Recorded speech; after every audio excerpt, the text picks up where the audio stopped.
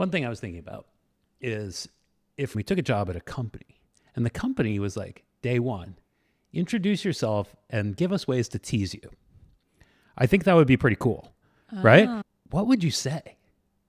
Well, we've been talking about this for the past couple of days. And so now I know that from you, it's great to tease people about their strengths or things that they are, I'll say, consciously competent in, right?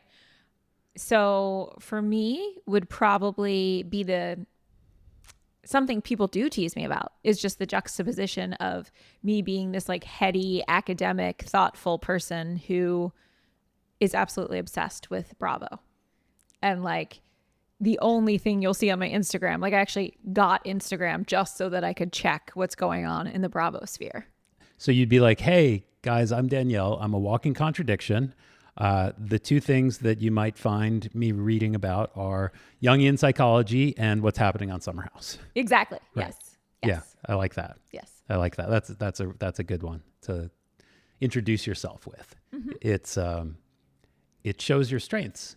And I think that's what teasing is actually all about. It's about building connection and finding a way for us to... I'm laughing because the other thing is just, the thing that the kids tease me about, that I tease myself about, that the kids love to tease me about too, is just like when I am such a control freak. Like, do you remember when we were in Arizona and we were on a run? I can't. And we were like a block from home and we had water bottles. And I was like, nope, we are not allowed to take a water break. We do not have time for a water break. And I was just like having such a controlling moment. Yep. That I can laugh at. Yeah. Like, that's so ridiculous. We're like in the middle of the Arizona desert. Like, let our kids drink some water. Yeah. So it's like, hey, I'm Danielle. I am all about collaboration, but I've probably come up with the answer before. I already knew that. Yeah. Right. Right. Exactly. Yeah. We have a friend that says that often. Yeah. That always says, I already thought of that. Mm-hmm. I think for me, I'd probably introduce myself as, hey, I'm Greg. And no matter the circumstance, no matter the mood, I have a pill in my bag for that. That's true. Right? That's true. I haven't really thought of a specific example, but I always lightheartedly talk about how you're fancy. Yeah. Because you are alarmingly fancy sometimes, right? Yes. I think you have taste and we have a wonderful life, but then there are certain things that you just don't like to get your hands dirty with. Yes, I would agree with that. Mm-hmm. So I know we just jumped in here, but today we're talking about teasing, right? And, yes. And how did this come up? I'm trying to remember. I know exactly how it came up. I was listening to one of my new favorite podcasts just because of who's in it, not because it's good yet. Adam Grant and Brene Brown have started a podcast called The Curiosity Shop, and they were bantering. And Adam mentioned that there are numerous pro-social benefits to playful teasing. And I was like, come again? What? Like, tell me more. Numerous pro-social benefits. I mean, anything that finished that sentence from Adam Grant, my interest was piqued. Hell right? Yeah. Yep.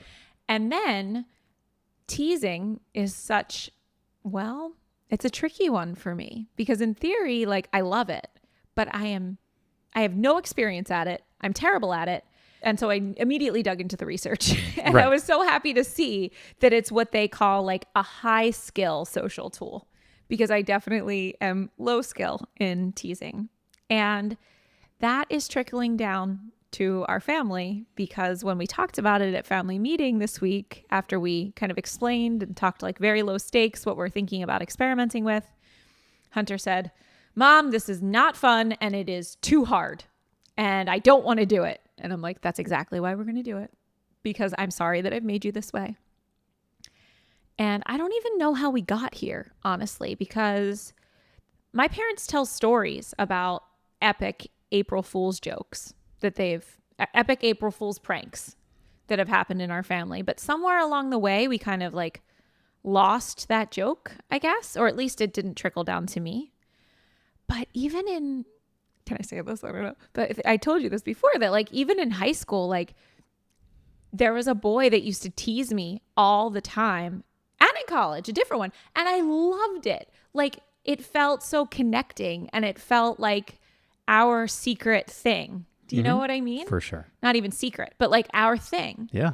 And I adored that about both of these people. And you tease me too, right? And so like always it's been, and not to make it only flirty and romantic, but like my closest friends tease me. And I feel safe, and I feel like they see me when they tease me. Yeah. Right? Mm-hmm. Your closest mom friends for sure. Yeah. Like your closest friends that I know from New York, they didn't tease you. So that's not true. Some of them, like a little bit. Some of them, but they're really good here. Yeah, I know they are in the best way. Like I'm so happy about it, but it feels like to be teased feels like you see me. And I think that I'm a person that if people misconstrue me, they misconstrue me as someone who's so rigid and serious. Yeah. And so the people that playfully tease me knock that down immediately. Mm-hmm. And I'm like, oh, thank God. Like I can breathe, because you don't, even though I can be very articulate and I can be very persuasive. I'm still just a girl at the end of the day that wants to have fun. Totally. Yeah. I love that you know that about yourself. I love it. That the more that people can put you off the pedestal. Yes, please. And put you in a place where they're able to see you for your strengths, and for those strengths also being sometimes overpowering and a lot. And annoying. Yeah. It's great, when it also shows that they're secure in who they are. Right. Right. And that's honestly what I'm learning, is that teasing can really strengthen feelings of connection and belonging, like that kind of in group, when the relationship is secure. So I think a solid foundation is necessary. You shouldn't go tease just anyone. But if you have a strong relationship, teasing can only make it that much stronger, which is so cute. And I think we intuitively know that. Yeah. Which is why it's important to teach our kids young, not just about humor, but about self-humor, a little self-deprecation, because showing up with self-deprecation is way more welcoming and warm than showing up with, I know all the answers, or I'm too shy to chime in, or, I'm not going to raise my hand because I'm afraid of what people are going to say when I have the right answer or the wrong answer. Teaching our kids about humor and about how to joke amongst themselves and make fun of themselves is such an important skill. It is, but to do it well, I think there's a reason why it is called this like high skill social tool, because it can easily go wrong, even with people that you have secure connections with. And so I do want to talk about, for, the novices in teasing like me, I want to break it down a little bit more. So before preparing for this episode, when we thought about teasing, we talked about teasing, I often thought about friends who are extremely witty and sarcastic, and the way that I feel around them, which in all honesty is like oftentimes highly uncomfortable and like I can't keep up. And so I do want to break down the difference between teasing and sarcasm, and then we can get into it a little bit more as far as what the research shows and the dynamics. So teasing is saying something true in a playful way. Like, we're going to make an episode about teasing and you're going to break it down into a framework. Yes, exactly. I know, guys, but I think it's important. I can't be the only one that wants to understand more about teasing. Well, of course not. Y'all tell me. I love having a framework. I just wanted to make sure that we kept it a little light. Yeah. Because it's like, and here's the 3 things you need to know about teasing. 1, 2, 3. Okay, thank you. Join us next time.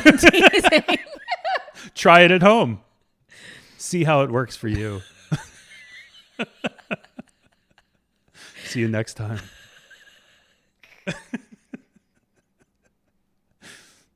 You can laugh into the mic. I'm dying. Okay. Ha ha ha. I'm going to meme that one. Oh. Okay. Yep. So, okay. Here we go. So teasing is saying something true in a playful way. Yep. Oh my gosh, I'm tearing up. Sarcasm is saying something untrue to imply the opposite, right? Two very different things. Yeah. And I think even developmentally, while they both require, like they're both in the category of what psychologists would call ambiguous communication, which is when the meaning is not fully in the words. So you have to really understand the context and the tone. Mm-hmm. But sarcasm is something that the vast majority of humans do not understand at all until age 7 or 8. Right. And even then, they can grasp, oh, that is sarcasm. And this is what we're seeing with Hunter and even a little bit with Jade right now. But they don't necessarily get what we mean, right? Right? They're like, oh, are you being sarcastic? Right. Right. But the meaning behind it is still a little bit lost. Yeah. And just to make another note is that we have, so it seems, neurotypical children.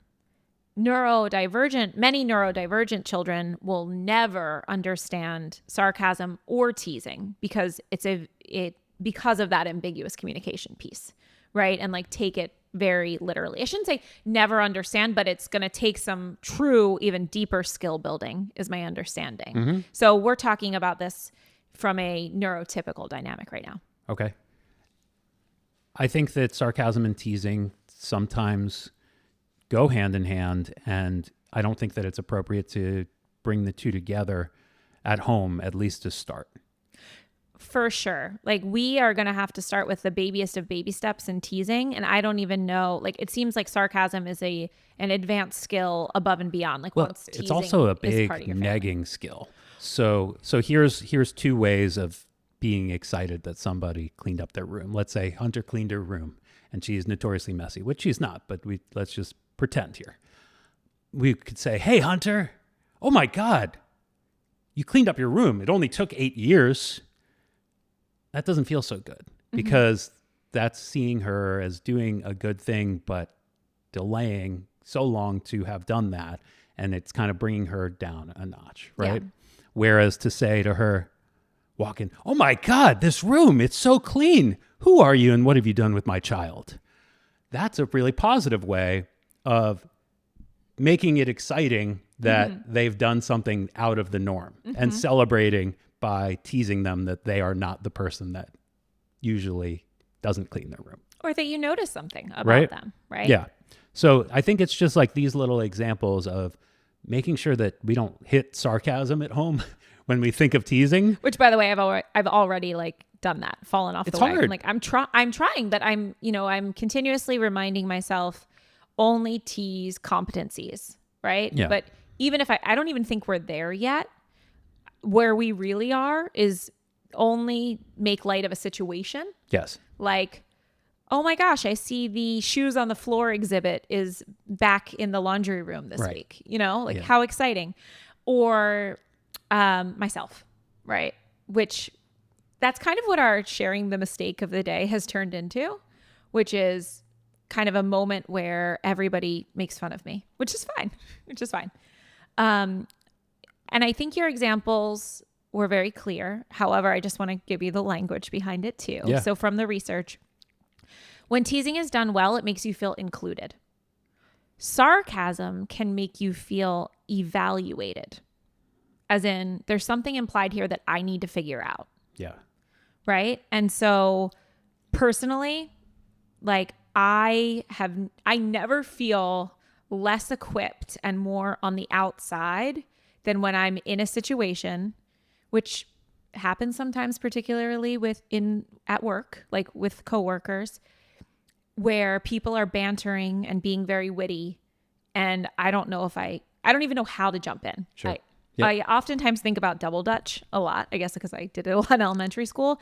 And I'm like, this is like when you're doing double dutch with 3 or 4 ropes and it's going so fast and there's just no way that I'm going to break in. That's a good analogy. I couldn't do it with 1 rope. Well, you can't really double dutch, but you certainly can banter. Yes, I can hang. I attribute that to watching every episode of The Simpsons growing up, and I'm trying to open that up to our kids too. I think you can learn everything about humor and life by watching The Simpsons. Yeah, so basically, our home TV catalog right now is The Real Housewives of Beverly Hills for some social emotional dynamics and lifestyle. Mm-hmm. Lots of teasing in there. Yeah, it's so funny. It's so funny. The Simpsons and Full House. Yeah. Those are the three things that the children are watching right now. It is. I think it's a great trifecta. I really could not be prouder. It's true though. Yeah. Yeah. Yeah. I would love to just nail for you the benefits of teasing, because I did look into the research, and there are a few folks that really have looked into this, but Dackler-Kelter from UC Berkeley is the one that I found has the most salient research for what we're talking about today. And so the two things are that, one, teasing really strengthens bonds when it signals like we're safe. So it can increase feelings of affiliation and closeness, like we've talked about before. And there's even like this overlap here, which makes sense if you think about it, around attachment theory and playfulness, that secure relationships can tolerate more ambiguity or friction when it's done playfully. Sure. Right? And teasing can even signal you're safe here, you're part of this group, as opposed to some type of threat or danger. Definitely. And that's where I think it's so important to double down on teasing competencies or strengths, because just this past week, as you know, I've gotten myself in a bit of hot water accidentally teasing Jade for things that are not competencies, actually things that we're working on. And I felt so bad afterwards. I'm like, you missed the golden rule, Danielle. Well, but it's okay. I'm learning. I apologize. Part of teaching teasing is teaching repair. Right. Exactly. And so let's get to that. And so teasing strengthens bonds, number one. And then two, teasing builds discernment and social calibration. Mm-hmm. So going back to the other skill that I need to learn, which is reading the room. And so if we can teach them some type of discernment and reading the room, as well as just emotional resilience in social situations, right? So not every social nudge is a threat, which currently is how our children perceive them, right? And I would say particularly with Hunter in this kind of upper elementary prepubescent age, it does feel like, we moms of these children have been talking a lot about how they need to be judgmental and evaluatory so that they can hone those skills into being discerning. But right now, it just feels like everything they say is a zinger and they just can't let anything go or be unbothered about any of it. And they're really harsh with their words, right? Yeah. And so it's a lot more like the Housewives than it is like the Simpsons right now. Yes, right. Part of me feels like some of the folks on Bravo are emotionally immature, and that's why they are so entertaining on reality TV, yes. right? So yeah, it's actually great for us to see. But I do see how if we can learn to have a very strongly connected and attached family that is able to joke and poke fun at one another in a lighthearted way, that can really help them outside of our family in staying unbothered and learning how to be playful without being cruel. Yeah. I still believe that as Maverick becomes of age and as Jade kind of leans into the self-teasing a little bit and can see herself outside of herself, we can have some sessions where we just practice teasing ourselves, right? Showing up with a couple of strengths and naming what those are and then making fun of them. But you only get to make fun of your own self. And I think that's a really good way to laughing at yourself is a great skill. It's such a great skill. And it's actually really fun. Yeah, exactly. Right. Okay, cool. And then just some guardrails though, because teasing can be harmful, right? It's not as high stakes as sarcasm, but teasing can be harmful in certain situations. And I'm sure you already know this intuitively, but again, for me, I have to make it explicit. So when there's a power imbalance, so sometimes like an older sibling or a parent without warmth, if the target of the teasing can't respond or opt out, if it hits at something that you're working on or are vulnerable about, and finally, if there's no repair after discomfort. Right? There's no repair. So if there's teasing gone wrong and it hasn't been repaired, that is another place where it can actually do some harm. right? So then I ask us, how do we stay above the line when it comes to teasing and reap all of these pro-social benefits that Adam Grant is talking about, and that fun feeling of cohesion as a family without getting our feelings hurt or it being too hard, as Hunter said? Yeah. I mean, starting small, right? Starting with teasing ourselves about our strengths, then other people teasing us about our strengths. Then we can work on some of the things that we long for in other people. And when they show up with those characteristics, we can tease that too. Like that idea of, oh, who's this child? It can't be my child because the room is clean. Right. Right. That's a little more advanced than just saying, oh, so-and-so showed up with X. Of course they did. And so one thing that I want our kids to learn, and maybe this is helpful for all kids out there, is to say something that they did and then just repeat the words, I'm sure you're shocked after that. That's just because it's an easy tease that applies to just about everything, right? Like, I got my lightsaber out. I'm sure you're shocked. Maverick, right? Jade being like, I'm going to wear long sleeves today. I'm sure you're shocked, right? And Hunter, that's a good one. And Hunter being like, I haven't brushed my teeth yet. I'm sure you're shocked, right? Because that works for strengths, weaknesses, anything, and that's just really playful. So I thought about that as one that I just want to bring home. I'm sure you're shocked. And like, that's level 1. Okay. I like it. I like it a lot.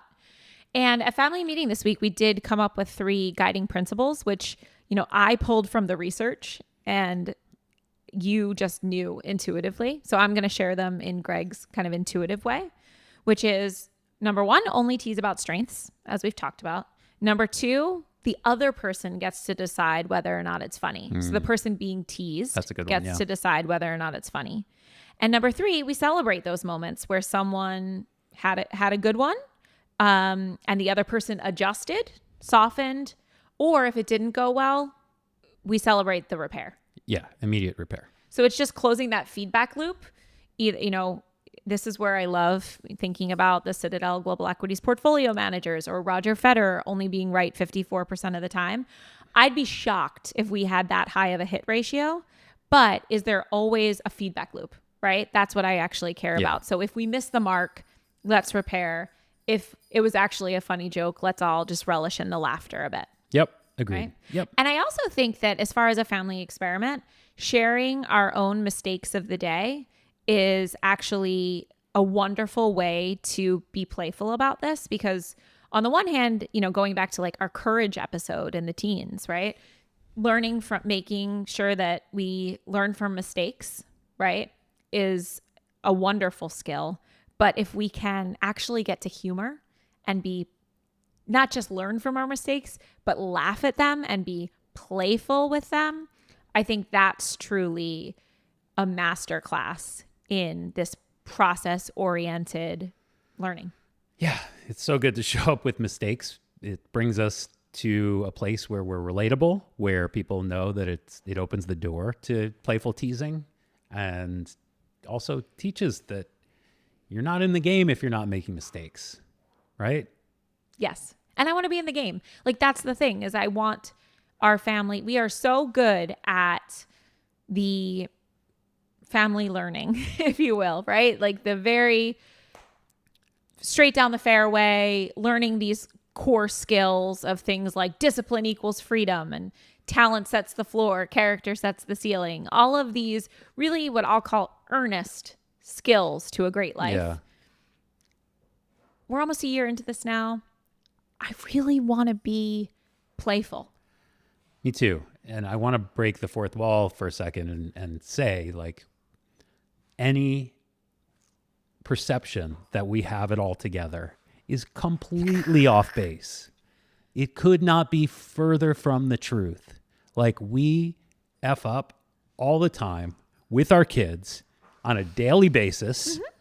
There is screaming, there is yelling, there is slammed doors, there's fighting. There's a lot of crap going on here. This is not like, this is our peaceful time when the kids are at school, right? Exactly. And we're talking about and we can reflect. And we reflect and talk about what we can do to bolster the good moments and have more of them. But there are so many bad ones. And that is part of being a parent. Yes, 100%. Right? And I also think that, we're, I guess, 8.5 years into being parents. I don't expect to have 100% hit ratio all the time, right? Yeah. Like I now know that if I can have a slightly better than worse interaction type of day, that is a real win. Yeah. Right?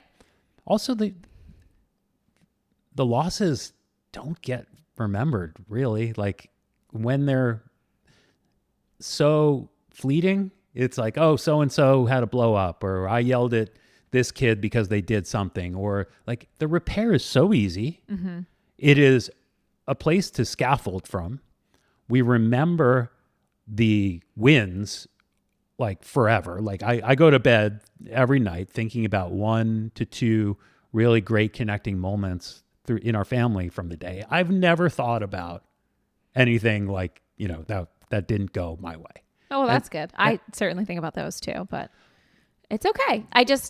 So to sum up what Greg started to say, there is just a lot of lost points here, a lot of unforced errors and a lot of lost points. And that's okay. That's totally okay. That's to be expected. Absolutely. What we're talking about here is how to build a culture that is uniquely ours and how to lead into that culture so that it doesn't get created without our oversight, without us being intentional. And that doesn't mean create a bunch of goody two shoes. That doesn't mean create a household that is, waking up and singing songs together day in, day out. Like, while we do that sometimes, we really do believe that we're just trying to amplify the wins. 54%. Yeah. I definitely think that we are always going to lean into our strengths, which for me is being very earnest and disciplined.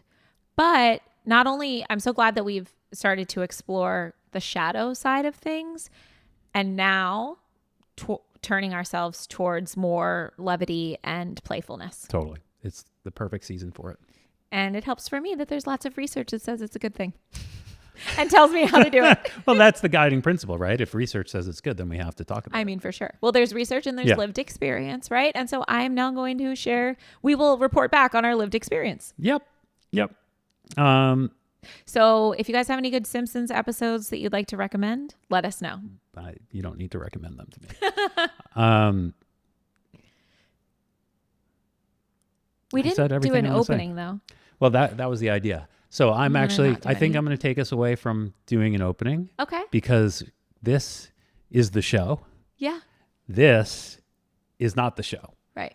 If we are saying welcome, then we invite other people into the conversation right away and it becomes stiff until we're able to connect back here.